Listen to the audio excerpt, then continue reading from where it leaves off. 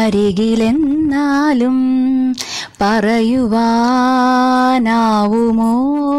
സ്നേഹം വെറുതെയൊരു വാക്കിൽ പറയുവാനാവുമോ? ശരിയല്ലേ? നമുക്ക് ഒരു വാക്കിൽ ഒതുക്കാൻ പറ്റില്ല സ്നേഹമൊന്നും. അപ്പോൾ ഇന്ന് മണിക്കൂട്ടൻസ് കിച്ചൻ വന്നിരിക്കുന്നത് വീണാസ് കറി വേൾഡ് യൂട്യൂബ് ചാലഞ്ചിലെ ഒരു ഭാഗമാവാൻ വേണ്ടിയിട്ടാണ്. അതിലുപരി എനിക്ക് വീണ ചേച്ചിയോട് ഞാൻ ഒരുപാട് നാളായിട്ട് പറയണമെന്ന് ആഗ്രഹിച്ച കാര്യങ്ങൾ എനിക്ക് പറയാനായിട്ടൊരു അവസരം ഒരുക്കി തന്നതിന് ഒരുപാട് നന്ദിയുണ്ട്. ഞങ്ങൾ ഇപ്പോൾ കുറച്ച് നാളായി വീണേച്ചിയുടെ വലിയ ഫാൻസാണ്, ഒരു 2016 തൊട്ടിട്ട്. ഓക്കെ, എന്നെ ഇപ്പോൾ ഇങ്ങനെ ഇപ്പോൾ കുറച്ചെങ്കിലും ഒരു ബോൾഡ് ആക്കിയിട്ടുണ്ടെങ്കിൽ അതിന് കാരണം എന്ന് വേണമെങ്കിൽ പറയാം വീണേച്ചിയുടെ എല്ലാ വീഡിയോസുമാണ്. ഓക്കെ, ആദ്യം തന്നെ ഞാൻ എന്നെ പരിചയപ്പെടുത്താം. എൻ്റെ പേര് രാഗി ശ്യാം. തൃശ്ശൂർ ജില്ലയിൽ തന്നെയാണ്, നമ്മൾ തൃശ്ശൂർക്കാർ തന്നെയാണ് കേട്ടോ. അപ്പോൾ തൃശ്ശൂർ ജില്ലയിലെ കോണത്തുകുന്ന് എന്ന് പറഞ്ഞ സ്ഥലത്താണ് എൻ്റെ വീട്. പിന്നെ എൻ്റെ ഭർത്താവുണ്ട് ഇവിടെ. ഹായ് വീണ, ഞാൻ നിങ്ങളുടെ നാട്ടുകാരാണ്, പെരിഞ്ഞത്തുകാരനാണ്. പെരിഞ്ഞരങ്കാരനാണ് ഞാനും. ഇപ്പൊ പെരിഞ്ഞങ്കാരി തന്നെയാ. പിന്നെ ഞങ്ങക്ക് ഇതേ ഇവിടെ ഒരു മോനുണ്ട്. എന്റെ പേര് നവനിച്ച. മണിക്കുട്ടൻസ് കിച്ചണിലെ മണിക്കുട്ടൻ ഞാനാ. എത്ര ക്ലാസ്സിലാണ് പഠിക്കണേന്ന് പറയും? ഞാൻ 4ാം ക്ലാസ്സിലാണ് പഠിക്കുന്നത്. ഞങ്ങളിപ്പോ ഇവിടെ ചെന്നൈയിൽ സെറ്റിൽഡ് ആണ് കേട്ടോ.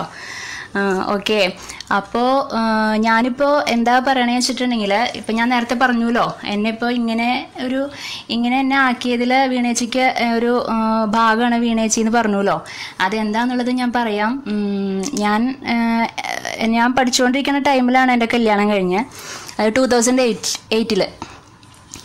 അപ്പോൾ MA എക്കണോമിക്സ് കഴിഞ്ഞിട്ട് പിന്നെ ഞാൻ പഠിച്ചിരുന്ന സ്കൂളിൽ തന്നെ ഞാൻ കുറച്ചു കാലം വർക്ക് ചെയ്തിരുന്നു. കോൺസുന്ന സ്കൂളിൽ, ഗവൺമെൻറ് സ്കൂളിൽ ടെമ്പററി ആയിട്ട്. പിന്നെ തന്നെയല്ല, ഞാൻ 10ാം ക്ലാസ് തൊട്ടിട്ട് ട്യൂഷൻ എടുത്തിരുന്നു. ഞാൻ 10ാം ക്ലാസ്സിൽ പഠിക്കുമ്പോൾ തൊട്ട് ട്യൂഷൻ എടുത്തിരുന്നു. അത് കണ്ടിന്യൂ ചെയ്തുകൊണ്ട് പോവായിരുന്നു. അപ്പോൾ ഈ കിച്ചണിലേക്ക് എത്തി നോക്കാറില്ല ഞാൻ. അടുക്കളയുടെ കാര്യം മുഴുവൻ അമ്മ തന്നെയാണ്. അത് മിക്ക പെൺകുട്ടികൾ അങ്ങനെ തന്നെയായിരിക്കുമല്ലോ. ആ സമയത്തൊന്നും ഒന്നും നോക്കാറില്ല. അപ്പോൾ അങ്ങനെ ആ സമയത്തായിരുന്നു എൻ്റെ കല്യാണം. 2008 ഏപ്രിൽ 18 അല്ലേ മഹാഭാരതം നടന്നത്. അപ്പോൾ അങ്ങനെ കല്യാണമൊക്കെ കഴിഞ്ഞ് നോക്കുമ്പോൾ എനിക്ക് ഒരു ദോശ തന്നെ ഉണ്ടാക്കാനൊന്നും പരത്താനായിട്ട് അറിയില്ല, ഒരു ചായ വയ്ക്കാൻ അറിയില്ല. അങ്ങനെ ഒരുപാട് പേരുടെ മുന്നിൽ ഞാൻ നാണം കെട്ടിട്ടുണ്ട്. ഒരുപാട് പേരെന്നെ കളിയാക്കിയിട്ടുണ്ട്, ഭക്ഷണം വയ്ക്കാൻ അറിയില്ല എന്ന് പറഞ്ഞിട്ട്. ഒരു സഭയിൽ തന്നെ ഞാൻ നാണം കെട്ടിട്ടുണ്ട്. അപ്പോൾ അങ്ങനെ ഞങ്ങൾ കല്യാണം കഴിഞ്ഞ ആൾക്ക് കർണാടകയിൽ ബെല്ലാരിലായിരുന്നു അന്ന് വർക്ക് ചെയ്തിരുന്നത്. അപ്പോൾ ഞങ്ങൾ അങ്ങോട്ട് പോയി. അങ്ങനെ അപ്പോൾ എൻ്റെ അച്ഛനും അമ്മയൊക്കെ ഉണ്ടായിരുന്നു കൂടെ. അപ്പോൾ അവർ കുറച്ച് ദിവസം അവിടെ ഉണ്ടായിരുന്നു. അപ്പോൾ ആ സമയത്ത് അമ്മയൊക്കെ കാണിച്ചൊക്കെ തന്നു. പക്ഷെ എനിക്ക് അത്രയ്ക്ക് അങ്ങോട്ട് എക്സ്പീരിയൻസ്ഡ് അല്ലല്ലോ. അപ്പോൾ അങ്ങനെ എന്നിട്ട് പിന്നെ അവർ കുറച്ച് ദിവസം കഴിഞ്ഞപ്പോൾ അവർ തിരിച്ച് നാട്ടിലേക്ക് പോയി. അച്ഛനമ്മയൊക്കെ അനിയനൊക്കെ പോയി. അത് കഴിഞ്ഞ് പിന്നെ ഞങ്ങൾ രണ്ടുപേരും മാത്രമായി. എന്നിട്ട് ആളിപ്പോൾ ഭാര്യയുടെ കൈപ്പുണ്യം അറിയാൻ വേണ്ടിയിട്ട് ഒരു ദിവസം ഒരു സംഭവം ഉണ്ടായി. ഈ പറഞ്ഞ പോലെ ബീഫ് ഭയങ്കര ഇഷ്ടമായിരുന്നു. അങ്ങനെ ബീഫ് പോയി വാങ്ങിച്ചിട്ട് വന്നു. എന്നിട്ട് പറഞ്ഞു ബീഫ് കറി വെക്കാൻ പറഞ്ഞിട്ട് ഞാൻ ഉച്ചക്ക് പുറത്തു പോയി ഒന്ന് സന്തോഷിച്ചൊക്കെ വന്ന് കഴിക്കാൻ നോക്കിയപ്പോൾ ബീഫ് ഉണ്ട്, അതിൽ കിടന്ന് ഓടി കളിക്കുന്നു. ആകെ ഇതായി പോയി. ഇപ്പൊ പിന്നെ ഭയങ്കര ബെറ്റർ ആയിട്ടുണ്ട്, ഭയങ്കര ഇമ്പ്രൂവ്മെന്റ് ഉണ്ട്. അപ്പൊ ഞാൻ ആലോചിക്കുന്നു, ഇപ്പൊ നിങ്ങളൊക്കെ വീഡിയോ കണ്ടിട്ടായിരിക്കാം വൈഫ് ഇപ്പൊ കൂടുതൽ ഇതായത്, ഇമ്പ്രൂവ്മെന്റ് ആയത്. ഇപ്പൊ നന്നായിട്ട് വെക്കുന്നൊക്കെ ഉണ്ട്. Thanks for that. തീർച്ചയായിട്ടും. അത് അന്ന് ഇങ്ങനെ പറഞ്ഞിരുന്നു. എന്താ വെച്ചിട്ടുണ്ടെങ്കിൽ അന്ന് ഭക്ഷണം വിളമ്പി ബീഫ് കറി വെച്ചപ്പോ പറഞ്ഞ ആള് പറയാണ്, എന്താ വെച്ചിട്ടുണ്ടെങ്കിൽ ബീഫ് കർണാടകയിലും വെള്ളം കേരളത്തിൽ എത്തിയിട്ടുണ്ടെന്ന് പറയണത്. അത്രയ്ക്ക് മോശമായിരുന്നു പറയണത്. പക്ഷെ ഇപ്പൊക്കെ നന്നായിട്ട് വെക്കും കേട്ടോ. ഇപ്പൊ നന്നായിട്ട് വെക്കും, അതിനൊന്നും കുഴപ്പമില്ല. അതുപോലെ തന്നെ ഈ പറഞ്ഞ പോലെ എന്താ പറയാ, അന്ന് പിന്നെ ഒരു ദിവസം അച്ഛൻ വന്നിട്ട്, ഓർമ്മയുണ്ട്, അച്ഛൻ വന്നിട്ടേ എന്താ വെച്ചിട്ടുണ്ടെങ്കിൽ അച്ഛൻ ഞങ്ങളുടെ കല്യാണം കഴിഞ്ഞിട്ട് ആദ്യത്തെ ഓണത്തിന് മോളെയും ഒരുമോനെയും കാണാനായിട്ട് അച്ഛൻ മാത്രമേ ഉണ്ടായിരുന്നുള്ളൂ. അപ്പോൾ അച്ഛൻ കുറേ സാധനങ്ങളൊക്കെ കൊണ്ട് ഇപ്പോഴും അതെ വരുവാണെങ്കിൽ ഒരുപാട് സാധനങ്ങളൊക്കെ കൊണ്ടുവരിക. അപ്പോൾ അച്ഛൻ വന്നു കഴിഞ്ഞിട്ട് അങ്ങനെ അപ്പോൾ അച്ഛന് വരുമ്പോൾ സ്പെഷ്യലായിട്ട് എന്തെങ്കിലും ഉണ്ടാക്കണ്ടേന്ന് വെച്ചിട്ട് ഞാനപ്പോൾ അന്നൊക്കെ ബുക്കുകൾ കിട്ടുമല്ലോ പാചകത്തിൻ്റെ. അപ്പോൾ അതൊക്കെ നോക്കിയിട്ട് സ്പെഷ്യൽ ദോശ, ഈ നമ്മുടെ വെജിറ്റബിൾസൊക്കെ അരിഞ്ഞിട്ടിട്ട് കോഴിമുട്ടയൊക്കെ വെച്ചിട്ട്, അത് നല്ല ടേസ്റ്റിയാണ് ആക്ച്വലി അത്. പക്ഷെ അന്ന് എനിക്ക് അറിയില്ലല്ലോ, മെഷർമെന്റ് ഒന്നും അറിയില്ലല്ലോ. അപ്പൊ ഞാൻ എന്നിട്ട് അത് ഉണ്ടാക്കി 4 ദോശ അച്ഛന് വെച്ച് കൊടുത്തു. അച്ഛൻ കുളിയൊക്കെ കഴിഞ്ഞ് നല്ല വിശപ്പുണ്ട്, വേഗം കൊണ്ടുപോകാൻ മോള് വെച്ചിരുന്ന ഭക്ഷണം കഴിക്കാൻ വേണ്ടിയിട്ട്. അങ്ങനെ അച്ഛൻ ശരി കൊണ്ടുവരും മോളെ എന്നൊക്കെ പറഞ്ഞിട്ട് അച്ഛൻ റെഡി ആയിട്ടിരിക്കുകയാണ്. അപ്പോൾ ഞാൻ എന്നിട്ട് അച്ഛന് വെച്ച് കൊടുക്കുന്നുണ്ട് ദോശ അച്ഛന് കൊടുക്കണം. അപ്പം അച്ഛൻ എന്തോ മാതിരി, എന്താ അത് അച്ഛനൊന്നും മനസ്സിലാവുന്നില്ല. അച്ഛൻ ചോദിച്ചു ഇതെന്താ മോളെ ഇത് ആക്ച്വലി എന്താ ചോദിച്ചു. അപ്പം ഞാൻ പറഞ്ഞു അച്ഛൻ അതൊരു സ്പെഷ്യൽ ദോശയാണ്. അതെയോ, സ്പെഷ്യൽ ദോശയാണോ, ശരി. അപ്പോൾ ഇത് നീ എവിടുന്നാ പഠിച്ചേ? അപ്പോൾ ഞാൻ പറഞ്ഞു ഞാനിങ്ങനെ അച്ഛൻ പറഞ്ഞതിൻ്റെ പേരിൽ ഇങ്ങനെ ഒരു ബുക്കൊക്കെ നോക്കിയിട്ട് ഉണ്ടാക്കാനായിട്ട്. നീ ഇതുപോലെ തന്നെയാണോ അനിയനൊക്കെ ഉണ്ടാക്കി കൊടുക്കുക? അപ്പോൾ ഞാൻ പറഞ്ഞു ഞാനിങ്ങൊക്കെ എക്സ്പെരിമെൻ്റ് ഒക്കെ ചെയ്യാറുണ്ട് അച്ഛാ. അതെയോ എന്നൊക്കെ ചോദിച്ചിട്ട്. അപ്പോൾ അത് കഴിഞ്ഞിട്ട് ഞാൻ പറഞ്ഞു, ഞാൻ എന്നിട്ട് അച്ഛനോട് ചോദിച്ചു അച്ഛാ എങ്ങനെയുണ്ട് ഇത്, നന്നായിട്ടുണ്ടോ എന്ന് ചോദിച്ചു. അപ്പോൾ അച്ഛൻ പറയാം മോളെ അച്ഛൻ ഇനി ഇങ്ങനത്തെ ദോശയൊന്നും വേണ്ട കേട്ടോ എന്ന്. അയ്യോ, അപ്പോൾ ഓർമ്മയുണ്ടത്. അപ്പോൾ എന്നിട്ട് എനിക്ക് ആകെ വെള്ളണ്ടായി പോയി. എന്നിട്ട് അത് കഴിഞ്ഞ് അച്ഛൻ നാട്ടിലെത്തിക്കഴിഞ്ഞിട്ട് അമ്മോടും കണ്ണനോടും, അനിയൻ്റെ പേര് ശിവരാജ് എന്നാണ്, അവനെ കണ്ണെന്നാ വിളിക്കുക. അപ്പോൾ അവരോട് ചെന്ന് പറയാണ്, ഈശ്വര അനിയൻ എങ്ങനെയാണാവോ അവിടെ പാവം അനിയൻ, അതായത് ഭർത്താവിൻ്റെ പേര് ശ്യാംരാജ് എന്നാണ്, അനിയൻ എന്നാണ് വീട്ടിലൊക്കെ വിളിക്കുക കേട്ടോ. അപ്പോൾ അനിയൻ പാവം എങ്ങനെ സഹിക്കണാവോ എന്ന് പറഞ്ഞു. എനിക്കപ്പോഴേ എന്താ പറയുക, എല്ലാവരും എന്നെ കളിയാക്കുക. അതുപോലെ തന്നെ ഒരു ദിവസം ആളുടെ സാറും ഫാമിലിയും കൂടെ വന്നിട്ട് ഞാനിപ്പോൾ എന്താണെന്ന് വെച്ചിട്ടുണ്ടെങ്കിൽ പിന്നെ കുറേശ്ശൊക്കെ ഞാൻ പഠിച്ചു വന്നു. പിന്നെ എന്താണെന്ന് വെച്ചിട്ടുണ്ടെങ്കിൽ ഈ പറഞ്ഞ പോലെ ഇപ്പം ഞങ്ങൾക്കും ആണെങ്കിൽ ഒരു 2-3 പേർക്ക് ഞാൻ വെക്കും. ഓക്കെ, അപ്പോൾ പിന്നെ ഒരാളധികം വന്നു കഴിഞ്ഞാൽ എനിക്ക് അതിൻ്റെ മെഷർമെൻറ്റ് എനിക്ക് ആകെ ടെൻഷനാവും. പിന്നെ അപ്പോൾ ഒരു ദിവസം ആളുടെ സാറും ഫാമിലിയും കൂടെ വന്നിട്ട് ഞാൻ ചായ വെച്ച് നോക്കിയിട്ട് അവർ ചായ മുഴുവനും കുടിച്ചില്ല, പകുതിയാക്കി വെച്ചിട്ട് പോയി. എന്നിട്ട് തന്നെയല്ല ഒരുപാട് ചായയും ഒരളവോ അങ്ങനെയൊന്നും എനിക്ക് അറിയണ്ടായിരുന്നില്ല. അപ്പോൾ അത് ഇപ്പം അടുത്ത കാലത്താണ് ഞാനിപ്പോൾ അങ്ങനെ എന്ന് വെച്ചിട്ടുണ്ടെങ്കിൽ ഒരാളധികം വന്നു കഴിഞ്ഞാൽ എങ്ങനെ വെക്കാന്നുള്ളതൊക്കെ ഞാൻ ചേച്ചിയുടെ വീഡിയോ കണ്ടതിന് ശേഷം ഒക്കെ മനസ്സിലാക്കിയത് ഞാൻ.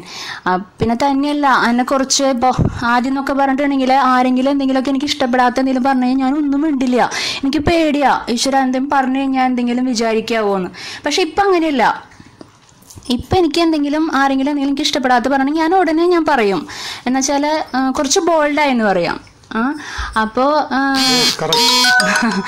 അപ്പോൾ അങ്ങനെ എന്ന് പറയാണ്. അപ്പോൾ എനിക്കപ്പോൾ അതൊക്കെ കുറച്ച് ചേച്ചിയുടെ വീഡിയോ കണ്ടിട്ടാണ് എനിക്ക് അങ്ങനെയുള്ളൊരു ഇൻസ്പിറേഷനൊക്കെ വന്നത്. ചേച്ചിയിൽ നിന്നാണ് എനിക്ക് വന്നത്. നിങ്ങളുടെ ഓരോ വീഡിയോസും എന്ന് വെച്ചാൽ ഞാൻ ആദ്യമായിട്ട് ചേച്ചിയുടെ വീഡിയോ കാണുന്നത് 2016 അപ്പോൾ ആളുടെ കയ്യിൽ മാത്രമേ ഉണ്ടായിരുന്നുള്ളൂ ഈ ഇങ്ങനത്തെ ആൻഡ്രോയിഡ് ഫോൺ. ഹസ്ബൻഡിൻ്റെയിലാണ് ഉണ്ടായിരുന്നത്. എനിക്ക് അതുകൂടെ ഉപയോഗിക്കാൻ എനിക്ക് പേടിയാണ്. അപ്പോൾ എന്നോട് ഹസ്ബൻഡും ഉമ്മൻ്റെ ആങ്ങളെയൊക്കെ പറയും, അവരുടെ എന്താ ഇപ്പം അത് ഉപയോഗിച്ചപ്പോൾ എന്താ വരാൻ പോണേ. അപ്പോൾ എനിക്കത് പേടിയാ ഉപയോഗിക്കാനായിട്ട്. എനിക്ക് സാധാരണ ഫോൺ മതി എന്ന് പറഞ്ഞിട്ടിരിക്കും ഞാൻ. എന്നിട്ട് ഒരു ദിവസം ഹസ്ബൻഡ് ഇങ്ങനെ യൂട്യൂബൊക്കെ ഇങ്ങനെ നോക്കി ഇങ്ങനെ എന്തായിപ്പോൾ ഇങ്ങനെ ചേച്ചിയുടെ വീഡിയോ ആണ് എനിക്ക് ആദ്യമായിട്ട് കാണിച്ചു തന്നെ, ഹസ്ബൻഡെ കാണിച്ചു തന്നെ. അങ്ങനെ ഞാൻ ഹസ്ബൻഡ് വരുമ്പോൾ ഞാൻ അതിങ്ങനെ നോക്കാൻ തുടങ്ങും. പിന്നെ എനിക്ക് തോന്നി എനിക്ക് എന്താ ഇങ്ങനെ ഒരു ഫോൺ വാങ്ങിച്ചാൽ. അങ്ങനെ ഞാൻ പറഞ്ഞു എനിക്കൊരു ഫോൺ വേണമെന്ന് പറഞ്ഞിട്ട് പിന്നത്തെ ബർത്ത്ഡേക്ക് എനിക്ക് ഫോൺ വാങ്ങിച്ചു തന്നു ആള്. അപ്പോൾ പിന്നെ ഞാൻ ചേച്ചിയുടെ വീഡിയോസൊക്കെ കാണാൻ തുടങ്ങി. എനിക്ക് ഇപ്പോൾ അങ്ങനെ ഞാൻ കണ്ട് എനിക്ക് എന്താ പറയുക, എനിക്ക് കുറച്ചൊരു ധൈര്യമൊക്കെ വന്നു തുടങ്ങി. ഇപ്പം ഞാൻ എത്ര ആൾക്കാർക്ക് ഉണ്ടെങ്കിലും ഞാൻ ഭക്ഷണമൊക്കെ ഉണ്ടാക്കും കേട്ടോ. എനിക്ക് അതിനൊന്നും ഒരു കുഴപ്പമില്ല. ഇപ്പോൾ എനിക്ക് തന്നെ ഒരു കോൺഫിഡൻ്റ് ആയി ഞാൻ. അല്ലേ, ശരിയല്ലേ? അപ്പോൾ അങ്ങനെ എന്ന് പറയാം. അപ്പോൾ ഈ പറഞ്ഞ പോലെ അങ്ങനെ എനിക്ക് ഫോണൊക്കെ വാങ്ങി പിന്നെ ഞാൻ നോക്കാൻ തുടങ്ങി. ചേച്ചിയുടെ എല്ലാ വീഡിയോസും കാണാൻ തുടങ്ങി. ഒരു പ്രത്യേകത തന്നെയാട്ടോ ചേച്ചി. അതുപോലെ തന്നെ ജാൻചേട്ടാ അല്ലെ, നല്ലൊരു ഭർത്താവ് എനിക്ക് നല്ല സപ്പോർട്ടും കോപ്പറേഷനും ഒക്കെ നല്ല ഇതാണ്. എല്ലാവരും ഒരു മോട്ടിവേഷൻ ആണ് ഞങ്ങൾക്ക് എല്ലാവർക്കും അത്. അതെ ജാൻചേട്ടന് ഒരു ബിഗ് സല്യൂട്ടാ. നന്നായിട്ട് വീണേച്ചിനെയൊക്കെ നന്നായിട്ട് സപ്പോർട്ട് ചെയ്യുന്നുണ്ട്. അതുപോലെ മക്കളായാലും ശരി, നല്ല ക്യൂട്ട് കുട്ടികളാണ്. ഞങ്ങൾക്ക് വലിയ ഇഷ്ടമാണ്. നിങ്ങളുടെ ഫാമിലി കാണുമ്പോൾ തന്നെ നമുക്കൊരു സാറ്റിസ്ഫാക്ഷൻ ആണ്. പിന്നെ അതുപോലെ തന്നെ ഞാൻ ഇപ്പം മനസ്സിൽ ഉദ്ദേശിക്കുന്ന കാര്യങ്ങൾ ചേച്ചി പറയണു. അതും കൂടി ആയപ്പോൾ എനിക്ക് കുറച്ചും കൂടെ ഒരു എന്താ പറയുക, ഇപ്പം ഇന്നലെ ഇട്ട വീഡിയോ കുട്ടികളെ എങ്ങനെ നമ്മൾ നല്ല പാരൻസ് ആവാന്നുള്ളതില്ലേ, അത് കറക്റ്റ് ഞങ്ങൾ അതുപോലെ തന്നെയാണ് ഞങ്ങൾ പോണത്. എനിക്കത് വലിയ ഇഷ്ടമായിട്ടോ. ഞാൻ കമൻറ്റ് ചെയ്തിരുന്നു, കണ്ടിട്ടുണ്ടാവും എന്ന് വിചാരിക്കണം. ചേച്ചി ലൈക്ക് ചെയ്തിട്ടുണ്ട്. അപ്പം അങ്ങനെ ഇപ്പം ഞങ്ങളിതേ ഇപ്പോൾ ഒരു മാസമായി ഒരു മണിക്കൂട്ടൻസ് കിച്ചൺ എന്ന് പറഞ്ഞ ചാനലൊക്കെ തുടങ്ങിയിട്ടുണ്ട്. അത് സക്സസ് ആവുമെന്നൊന്നും അറിയില്ല. കുറേ പേര് ഞങ്ങളെ സപ്പോർട്ട് ചെയ്യുന്നുണ്ട്. ചില ആൾക്കാരൊക്കെ ഇങ്ങനെ കളിയാക്കുന്നുണ്ട്. അപ്പോൾ അതാവുമ്പോൾ എനിക്ക് വിഷമം തോന്നും. അപ്പം ഞാൻ എന്ത് ചെയ്യും, ചേച്ചിയുടെ വീഡിയോ ഇരുന്ന് കാണും. അപ്പോൾ എനിക്ക് കുറച്ച് എന്താ പറയുക, നല്ലൊരു ഉന്മേഷം കിട്ടും.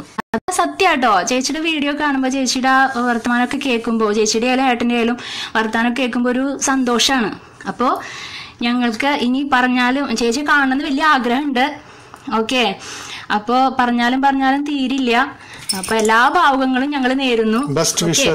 ഓക്കെ, പോലെ ഇതുകൂടെ കേട്ടിട്ട് പോ വീണേച്ചി. എനിക്ക് അത്രയ്ക്ക് ഇഷ്ടപ്പെട്ടിട്ടുള്ളേ എൻ്റെ വീണേച്ചിക്ക് വേണ്ടിയിട്ട്.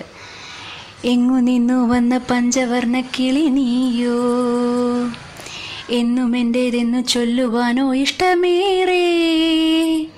നീ എൻ മുളം തണ്ടിൽ ചുംബിച്ചിരുന്നു പണ്ടേ, മൗനസ്വരമായി ജന്മങ്ങളിൽ. മൗനം കൈ നീട്ടുന്നു വീണ്ടും, തങ്കക്കിനാവിലൊന്നിച്ചിരുന്നു തിരി തെളിക്കാനായി. നെഞ്ചോരം താളം മീട്ടിയോ, എങ്ങു നിന്നോ വന്ന പഞ്ചവർണ്ണ കിളി നീയോ.